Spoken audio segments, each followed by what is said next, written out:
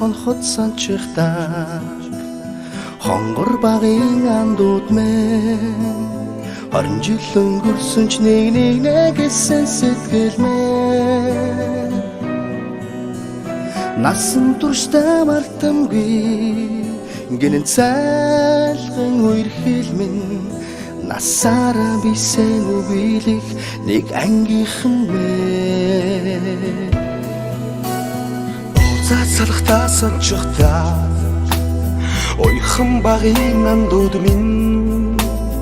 өсөх цаг хугацааны нэг ангийнхан мэн хамстан өнгөрсөн ойнод жилүүдийн алтан